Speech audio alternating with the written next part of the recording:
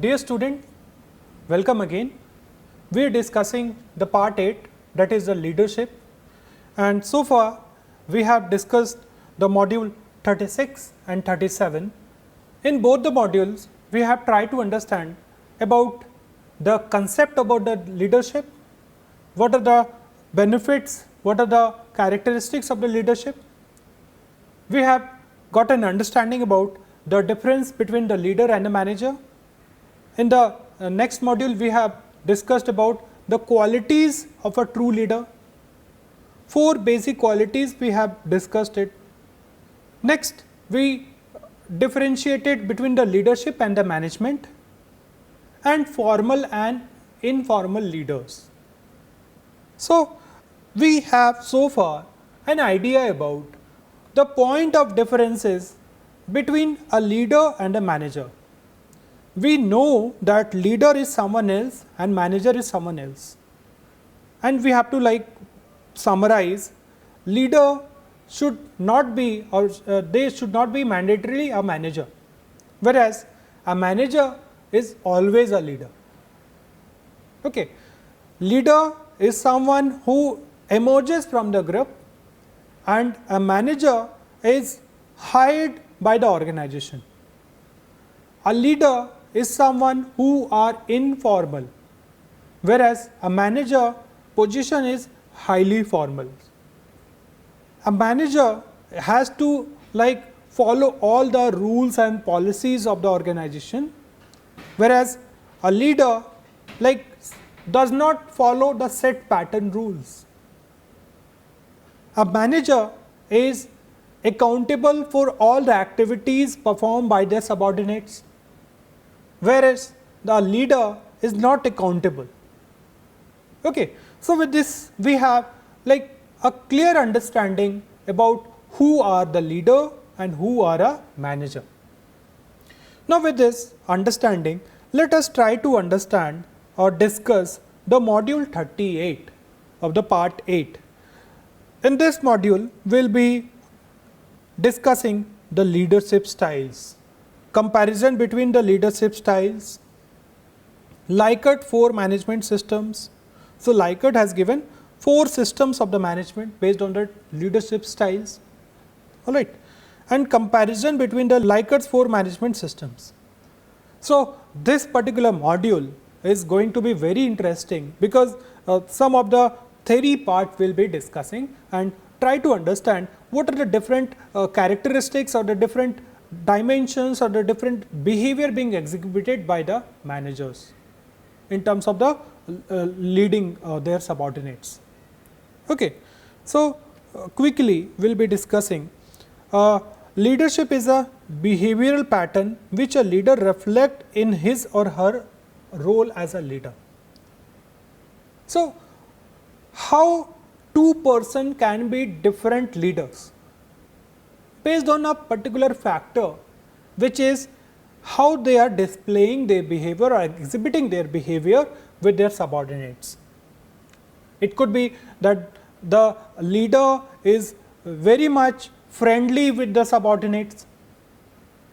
It could be the leader is very strict with the subordinates, and it could be the combination of both as well. Okay. So the point is how you are as a leader, how you are behaving with your subordinates. Suppose you guys will be becoming a future manager, future leader. So what role that you will be having, or what behavior that you will be exhibiting with your subordinates will be reflecting your leadership styles. Okay. So leadership style is directly coming from your behavior itself, your personality itself. Okay. So leadership style, it depends upon the philosophy, personality, experience and the value system of the leader.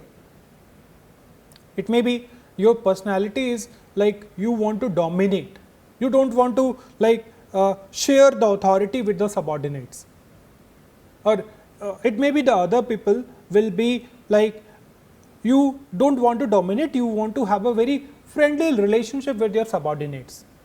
In that case, you will be sharing the authority with the subordinate, you are like trusting the subordinates. Alright. Second is, over a period of time, leader may use all this style, but one tend to be predominant. Like what factors we have discussed? Leadership is a function of your leader, follower and your situations. Okay.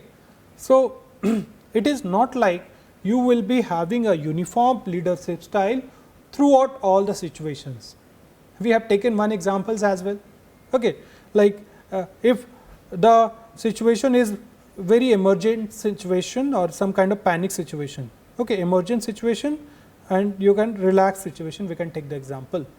So, in this situation the leaders will behave differently. Okay. And in the relaxed situation, it may be that there is no panic, the task is comfortably done by all the subordinates. But because of panic situation, time is less, like 1 month.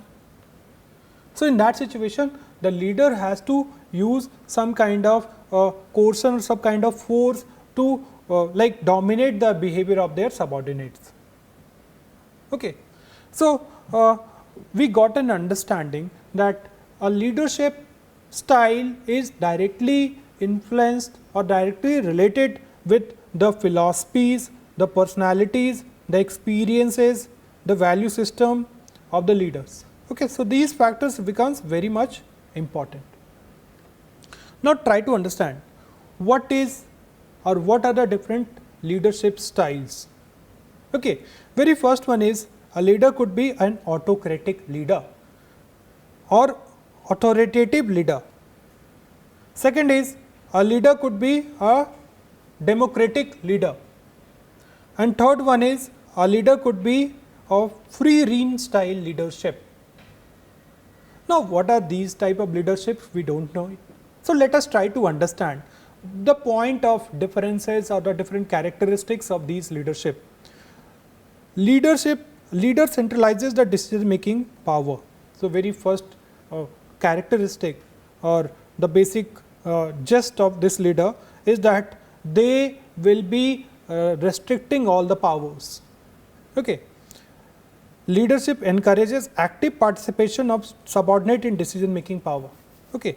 So, the democratic leadership, it means you are trusting your subordinates and they will be like a kind of sharing thing between the superior and the subordinates. And the laissez-faire or the free leadership style, leader provide maximum freedom to subordinates. Okay. So, you will see the type of autonomy or the authority is very strong here. Alright. At this stage, it will be very strong here. It will be less strong. Less strong means the centralization of the authority, and at this stage it will be least. So, with the situation, the leaders like try to adapt the leadership style. Now, let us try to understand with this diagram what are the different kind of flow of communication or the flow of authority among 3 different leadership style. Very first one is the autocratic leadership. Okay. Second one is the democratic and third one is the your laissez-faire. Okay. Now, you will see that the only one employee is at the center, that is your superior, and superior is directing all the activities within the organizations. Okay. He reserve the authority at a central level. Okay. Now, the second one, this is the first one, this is the second one. Second one talks about the democratic leadership. Okay. So, democratic leadership, you will see that all the subordinates, these are the subordinates. Okay. Subordinates are also like discussing the problems of the whatever the problems that they are facing. Okay. Any kind of suggestion, any kind of reviews. Okay. So, you will see that flow of information coming from subordinate towards the leader. Okay. Whereas, flow of information is only unidirectional. in this particular autocratic, and you will see that the subordinates are also discussing with themselves. Whereas in the free rein style or the laissez-faire, you will see there is no pattern of the flow of information. Okay. It may be that the subordinates are discussing with themselves, they are not reporting to the superior. It may be the superior is giving the instructions and the subordinates, and the subordinates are like passing on the instruction to the different subordinates. So, there is no set pattern with respect to the flow of information in the free rein style. Now, let us discuss what are the advantages and disadvantages of each of the leadership style. Okay. So, very first one we will be discussing about the autocratic. So, these are the point of differences. Very first one is autocratic, and advantages is quick decision making. Okay. Now, quick decision making, since only one employee, that is your superior, is taking all the key decisions, okay, and the subordinates are just following the orders of their superior. So, what will happen? It will take less time for any kind of like project that you are undertaking. Okay. So, it will enhance the quick decision making in with respect to the autocratic leadership style. Strong motivation of the leader. It means the leader enjoys the position and he or she is like reserving all the authority to themselves and not sharing the authority, or sharing the authority just for the completion of activity, and very strict pattern that particular leader is following. So, there will be a strong motivation in the minds of the your leader with respect to the activities of the subordinates. Third one is less competent subordinates. Since the superior is like not trusting their subordinates, and because of which they are not sharing the authority. Okay. It may be that new employees joined in the organization who does not have like different kind of skills, or they lack in some kind of experiences. So, subordinates may not trust initially that how they will be performing, and because of which the subordinates may be less competent over a period of time, because they are not actively participating in the decision makings. Short period for action. It means like the managers are giving a very short period for any kind of activities within the subordinates. Okay. So, they are like highly informal, okay, and like the subordinates are given very less period of time for completion of any activities. Okay. So, ultimately what will happen over a like the subordinates or the task will be completed in a very shorter period of time. So, these are some of the advantages. Disadvantages could be too many. Very first one is with respect to the subordinates, they will be frustrated to work, okay, because the superior is giving no authority or less authority, you can say it. At the same time, the work pressure is too high, because ultimately the superior is not giving too much of time as well. The controlling is very hard. Okay. There is no informal talks between superior and the subordinates. Okay. So, this will frustrate the employees to work in that situation. Alright. So, it is one of the negative part from the subordinates point of view. Lack of initiative for the subordinates. Since the superior does not provide any kind of initiative activities, like the superior is not allowing the subordinate to take decision activity within the organization. Okay. So, this will like over a period of time erase all, or you can say will not develop their subordinate with the full potential. Okay. Their efficiency will not grow up. So, lack of initiative for the subordinate will be a negative point for the subordinate and they will not be growing within the organization. Third one, subordinate full potential unused. It is because of the lack of initiative. It like we assume in a management that human talent is unlimited, okay, and a good manager or as a leader is one who like uses that talent for achieving organizational goals. But the subordinate potentials or the resources are not fully utilized because they do not given the opportunity to act in the decision making things. Okay. Last one is continuity of the business is threatened. Since employees are frustrated, they are not feeling happy because of too many reasons, their personal goals are not only also not achieved, because of which the employee may leave the organization and join the other organization. So, ultimately this leadership style is not so effective for the management point of view as well. So, what will happen? The second leadership style will emerge, and it talks about the participative process of both your superior as well as the subordinate in the key decision making. So, let us try to discuss what are the advantages of the democratic leadership style. Very first one is the job satisfaction of the subordinates.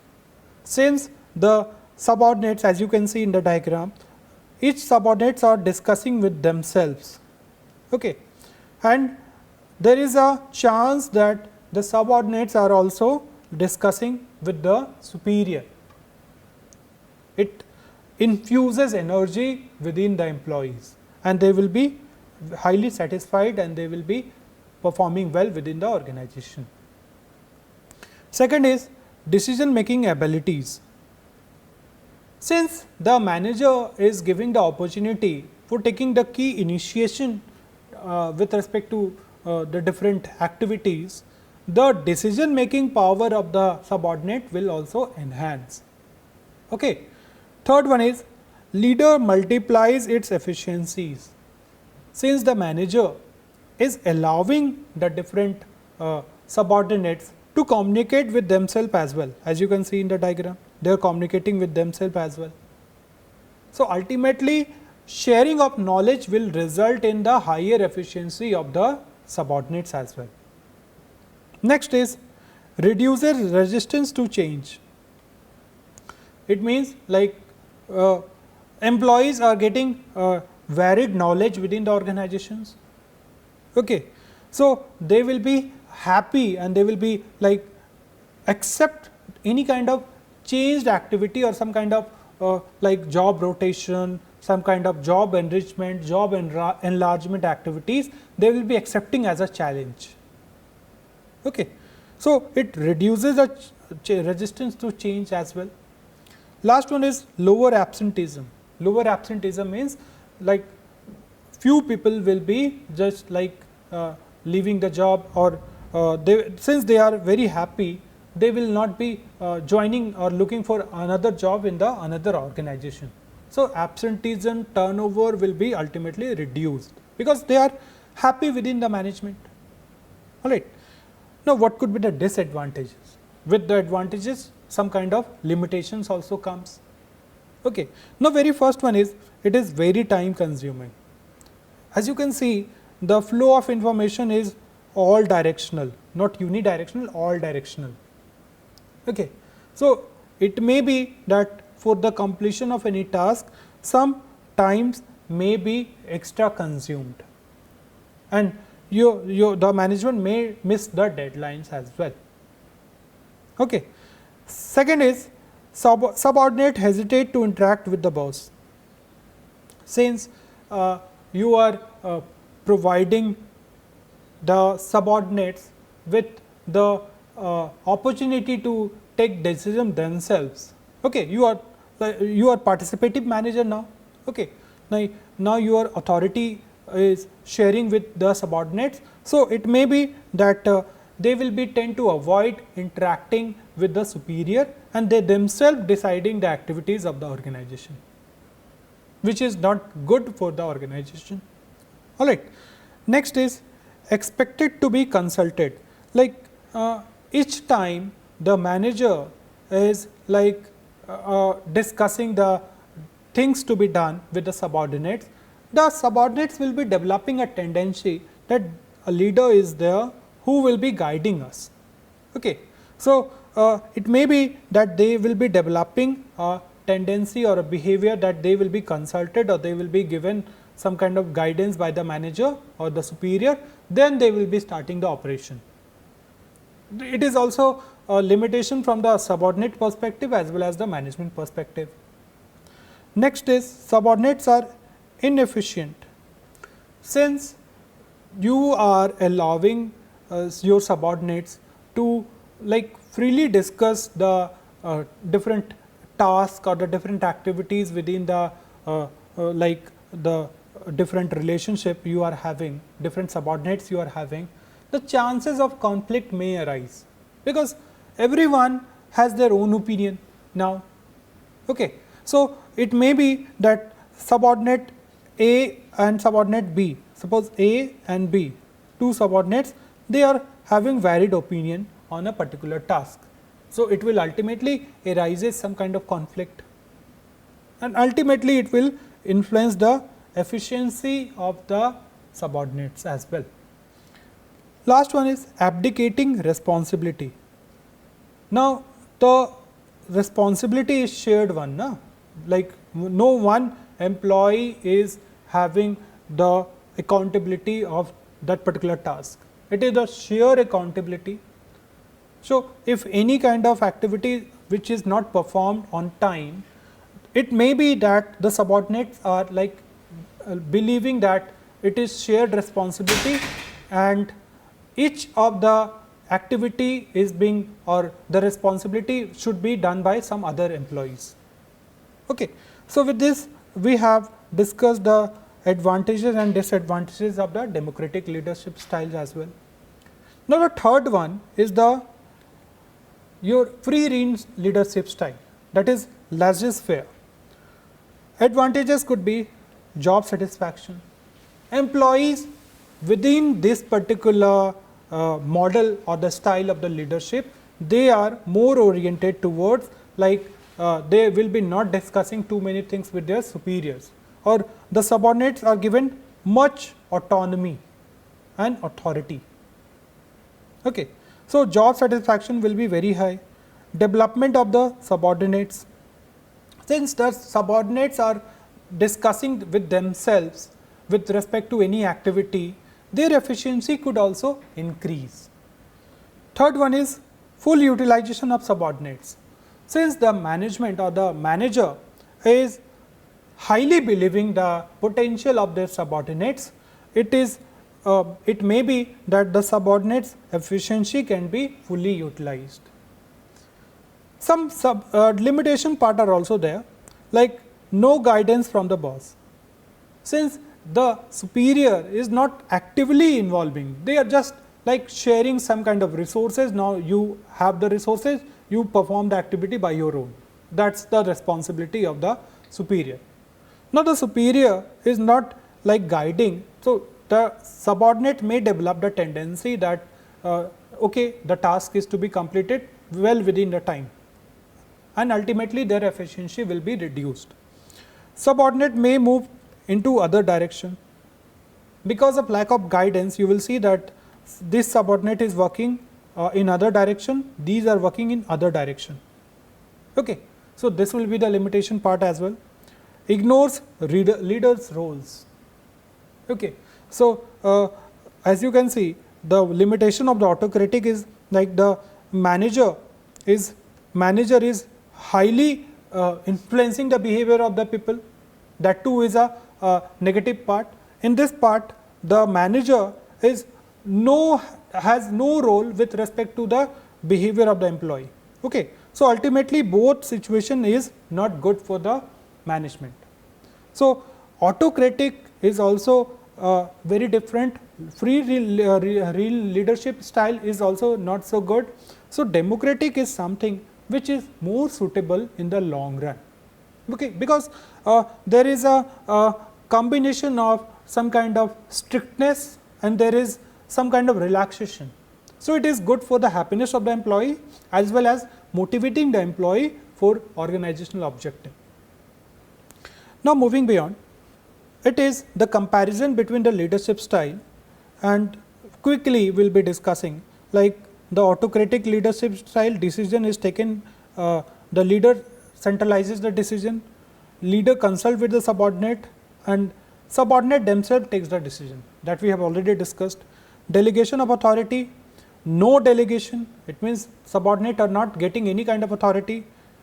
Authority is somehow delegated in the democratic, and full delegation you will see in the laissez-faire. Supervision, close supervision, moderate supervision, and no supervision. Employee morale, very low. High, leader does not promote employee morale because there is no participation. Effectiveness, effectiveness in short run, like in the long run autocratic leadership will not be possible because employee will be frustrated. Effective in both short run and the long run, and may not be effective. Okay. Focus, leader centered, group centered, and individual centered. So communication could be downward, two-way and free flow communication. And last one is provide direction, maintains teamwork, and provide support to the resources.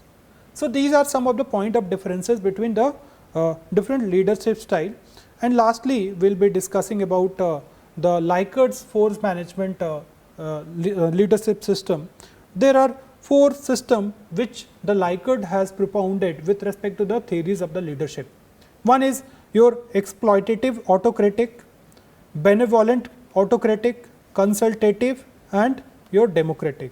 So quickly, like Lensis Likert established the management leadership style in 1960, and this particular model is highly used in the management practices. So quickly we try to discuss what are the point of these autocratic or the exploitative autocratic and the democratic consultative different points. Superior subordinate relationship, no trust and confidence in the subordinate. It means exploitative autocratic leaders, they will be highly controlling the activities of the managers or the subordinates. Okay. Confidence and trust will be there under the benevolent autocratic leaders. Okay. Substantial but not competent, confident and trust in the consultative leadership style, and complete confidence and trust in the subordinates. That is why the authorities are totally delegated. Okay. Motivation or the movement by threat, punishment and the fear. Take autocratic leader or exploitative autocratic, they will be highly influencing the controlling the activities of the subordinates. Movement by reward and punishment, like carrot and stick approach will be used, and motivation, reward and some involvement in the decision making, like initiative process will be there. Motivation by monetary awards and participation in the goal setting. Okay. So you will see the pattern with respect to the degree of control and degree of reward system as well. Teamwork, no teamwork, it is the manager or the leader who will be like controlling all the activities. Little teamwork exists, okay, and substantial amount of the cooperative teamwork. So degree of the teamwork will be like very strict in the your exploitative autocratic and very relaxed in the democratic leadership. Communication, subordinate does not feel at all free to discuss the things about any kind of task with their superior. So there is only one way communication from top to bottom, whereas in other different 3 you will see the communication can be like with the superior and the subordinate, with the subordinate themselves, and at the end only the subordinates will be discussing the things with themselves. And last one is the decision mechanism. Ideas or opinions of the subordinates are totally rejected at the exploitative leadership. Some ideas and are like will be consulted under the benevolent leadership. Usually ideas are floated from bottom to the top under the consultative, and only the subordinates will be taking the decision with respect to the democratic, and the leaders will be providing the different resources and all these things. So, with this we have very discussed very important aspect about the leadership style. Okay, we have discussed the leadership style is of autocratic, democratic and the laissez-faire leadership styles. We have discussed the advantages and disadvantages in this slide.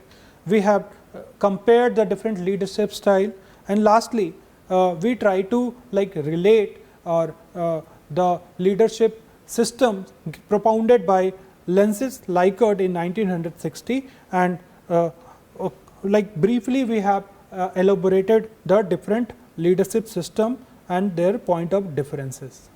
So, that is all for this session, and in the upcoming session we will be discussing the managerial greed and the situational leadership theory. Another two theory we will be discussing, and with this I leave you with some suggested book. You can go through it for more understanding about the leadership theories.